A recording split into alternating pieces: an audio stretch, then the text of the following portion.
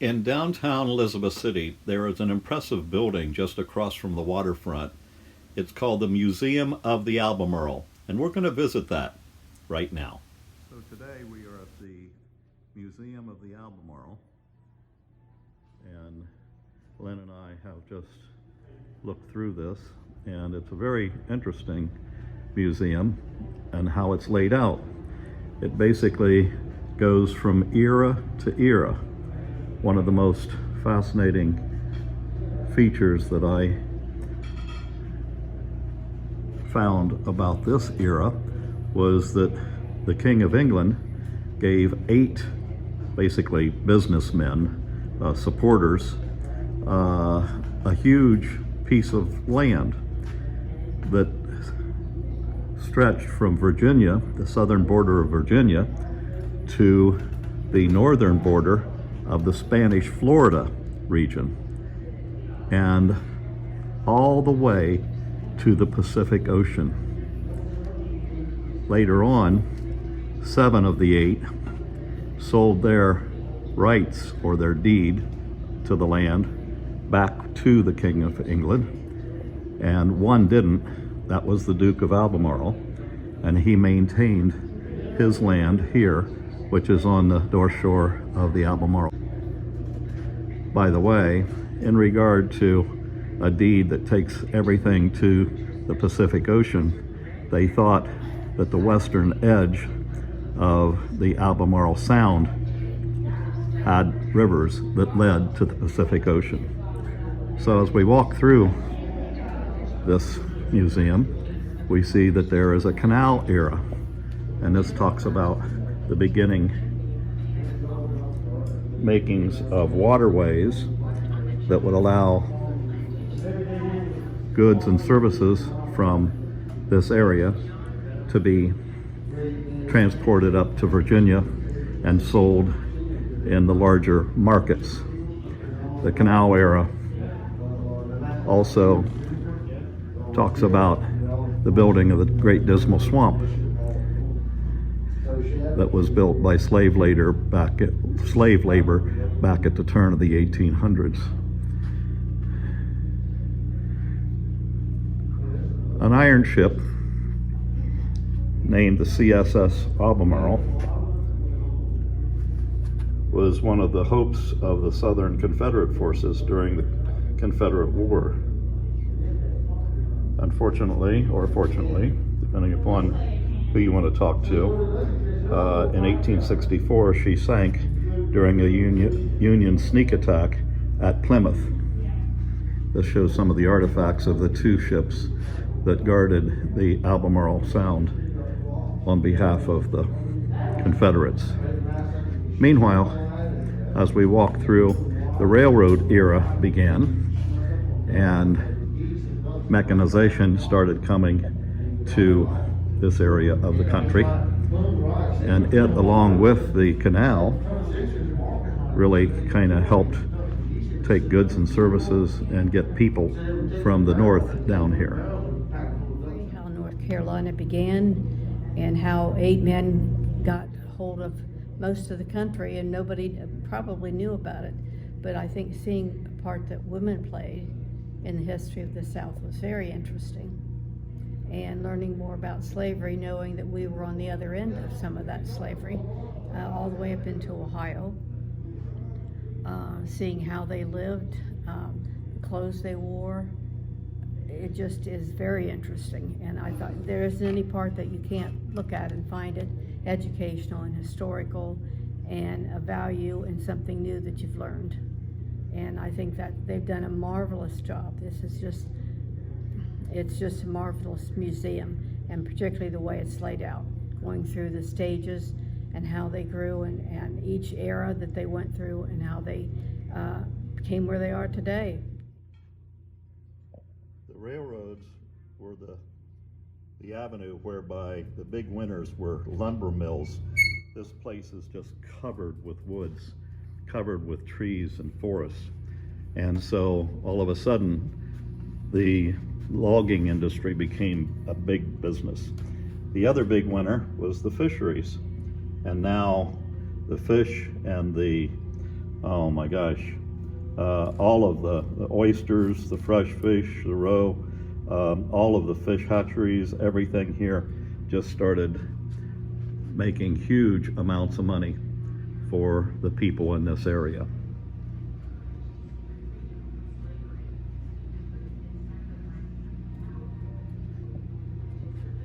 The other big winner was hunting. Particularly waterfowl has been very important in this area, and people would come from the northern states coming down here to go duck hunting and goose hunting. As we continued on through the museum, it progressed to the steam era. There's one of the dresses that Lynn mentioned.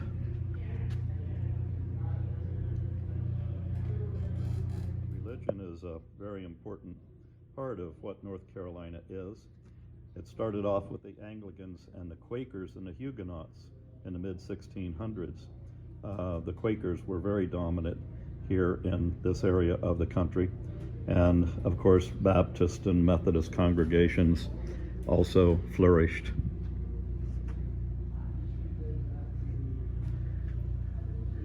In the new era, the automobile age, oh my gosh, that's a toaster just like my grandma used to have, and a waffle maker.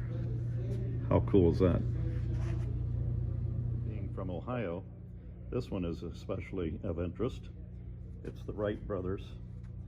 The Wright Brothers actually came to Elizabeth City because there wasn't any way to get their airplane out to the Outer Banks except that they shipped the airplane pieces to Elizabeth City on the railroad, and then they transferred all of their pieces to a boat here at Elizabeth City, probably just about the same place where we're parked on the bus, and they took their parts out to the Outer Banks and made their first flight.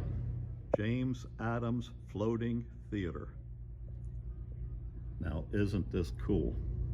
So they took a barge and he made a floating theater out of it. And this is right along the same area of downtown Elizabeth City that currently those buildings are still there. And we're located about a quarter of a mile downriver from this. I would be remiss to not mention the huge Coast Guard facility that is located, the Coast Guard base that's located in Elizabeth City. It's one of the biggest in the United States, and we are blessed to hear Coast Guard helicopters almost daily being flying over the boat and the bus on their way to help somebody who's in trouble. In the museum, there is a room that is set aside for women and honoring women from this area. And I just had to let you see this picture of Erleen Snow. Erleen Snow prepares to demonstrate her favorite voice calls. Currituck County boasts many duck and geese callers, but Snow had great rare talent. She could make goose calls using her voice alone. Snow held the state goose calling championship for several years, won the Mid-Atlantic Voice Championship title for 1985, and placed second in 2 world championships. She was invited to demonstrate voice calling at the Smithsonian Institution, and CBS journalist Charles Kuralt interviewed her in his On the Road series. I just thought that was very, very interesting. A goose caller.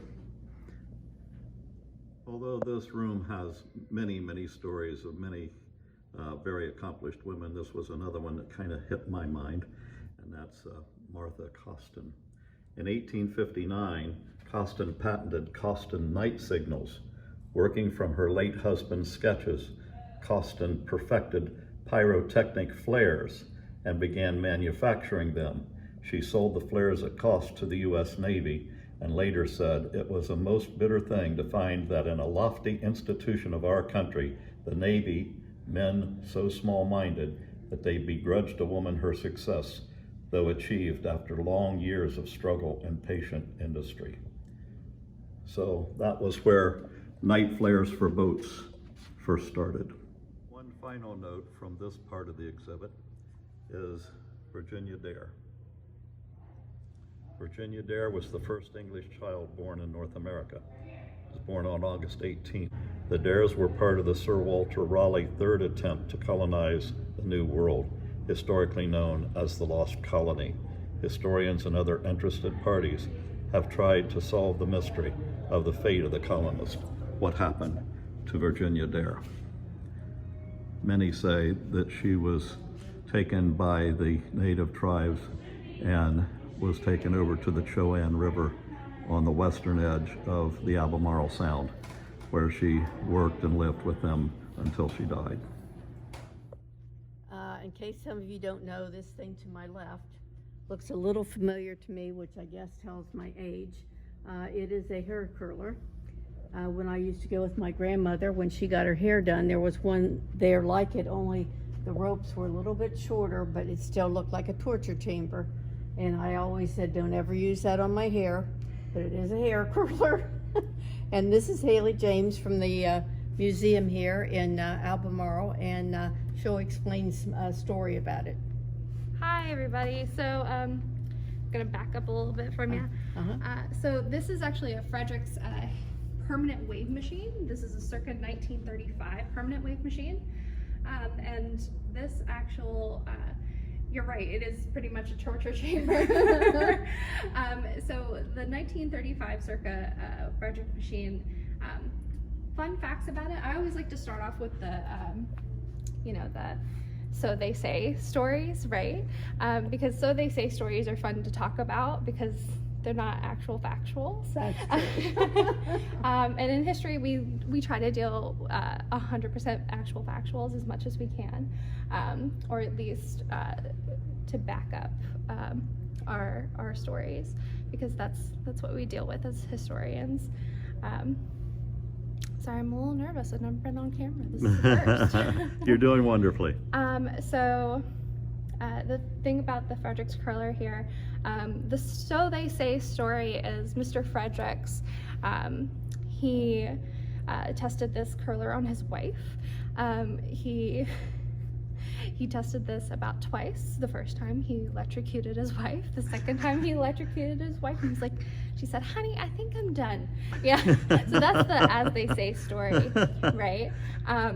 So the actual story that I've been doing research on, writing an article on it currently, thanks to the Wisconsin Historical Society for their research on doing this before me, so I can kind of finish up the article.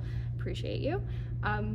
According to them, and a little bit of research that we have as well, is they were, due to the chemicals that you had to use, as well as the very tight curls that you would see in the 1920s and 30s. If anybody's seen Thoroughly Modern Millie, you kind of probably know what I'm talking about, right? That movie with Julie Andrews, or maybe the play. It's those tight, hot curls. They would cause, in some women, to have a very bad reaction, or, you know, that was right when hair salons were starting to become a thing, from, I think, a meager 5,000 to 40,000, according to, again, Wisconsin Historical Society. It kind of caused what they called pocket perms. So hair would break off, and they would have to slyly put that broken hair in their pocket. So again, pocket perms. So that's kind of, again, that kind of like torture device element that comes in, right? The hair was so tight and being pulled on their hair, like tears running down their face, that it caused pocket perms. So that's like a little fun fact about the Frederick's permanent wave machine. Is it worth the hair and beauty? I guess they really do say beauty is pain for a reason. I'm good. You know, I am fine with my flat hair for the rest of my life. Thank you very much for telling the story and for giving us more information about it. And hopefully some people will see this and find it very interesting, which I would. So thank you so much. We appreciate it. I work in education, and I also work, so my job title is I work as an education assistant here. I'm also an information specialist. So that's part of my job. That's why I love doing here.